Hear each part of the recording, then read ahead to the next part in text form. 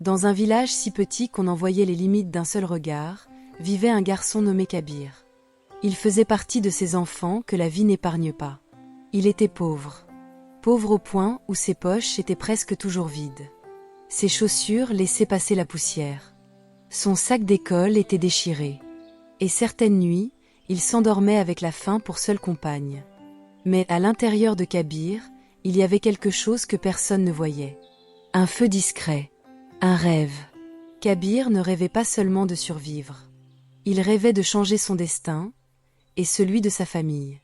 Un rêve immense pour un garçon aux mains vides. Chaque fois qu'il osait en parler, les rires répondaient à sa place. Comment un garçon pauvre peut-il penser si grand? Occupe-toi déjà de manger demain. Ces mots le blessaient. Mais au fond de lui, Kabir savait une chose. Son présent ne définissait pas son avenir. Un soir, alors qu'il était assis près d'une rivière, le regard noyé de tristesse, un vieux maître sage s'approcha. On l'appelait Guruji. « Pourquoi ce visage si lourd, mon enfant ?» demanda-t-il doucement. Kabir répondit « On me dit que je ne réussirai jamais, que mes rêves sont trop grands pour quelqu'un comme moi. » Il sortit un miroir et le tendit au garçon. « Que vois-tu » ? « Je me vois moi-même, » répondit Kabir. « Et vois-tu la douleur dans tes yeux ?» Alors Guruji, regarde plus profondément. Kabir fixa encore le miroir, et quelque chose changea. Derrière la fatigue, derrière la peur, il sentit une force. Un feu silencieux. Ce feu, dit Guruji, c'est ta foi. La plupart des gens l'ignorent et abandonnent. Mais si tu le protèges, si tu le nourris de courage et de discipline, il éclairera ton chemin, même dans les nuits les plus sombres. Puis il ajouta, beaucoup essaieront de couvrir ton miroir de poussière. Ils te feront croire que tu n'es pas assez.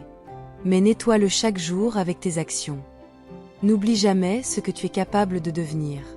Kabir garda ce miroir, et la leçon dans son cœur. À partir de ce jour, il changea sa manière de vivre. Il lut tous les livres qu'il pouvait trouver. Il apprit de chaque erreur. Et il ne rêva plus seulement de réussir à l'école, mais de transformer la vie des siens. Le chemin fut dur. Sa mère était souvent malade, sans argent pour les médicaments.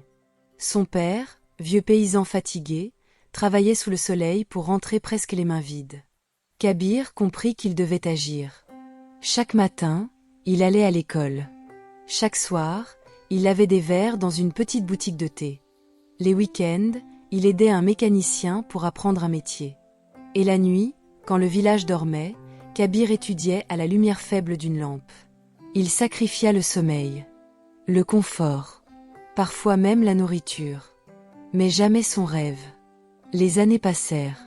Un jour, il ouvrit un petit atelier de réparation de téléphone dans un coin du village. Il économisa chaque pièce avec soin. Puis vint une petite boutique. Puis une seconde. Puis une troisième. Il lança sa propre marque d'accessoires électroniques. Ceux qui riaient autrefois faisaient désormais la queue pour travailler avec lui. Sa mère reçut des soins réguliers. Son père put enfin se reposer. Un jour, Guruji revint. Kabir l'accueillit avec un profond respect. Le vieil homme sourit et dit « Le monde essaie de convaincre les enfants pauvres de penser petit. Mais ceux qui osent penser grand réécrivent leur histoire. Les rêves ne se mesurent pas à l'argent dans les poches, mais à la vision dans le cœur. Et maintenant, si cette histoire à allumer ne serait-ce qu'une étincelle en toi, ne la garde pas pour toi. Partage-la avec quelqu'un qui a besoin de courage. Aime cette vidéo. Abonne-toi à cette chaîne. Et souviens-toi, le prochain chapitre de ton succès commence le jour où tu oses penser grand. Commence aujourd'hui.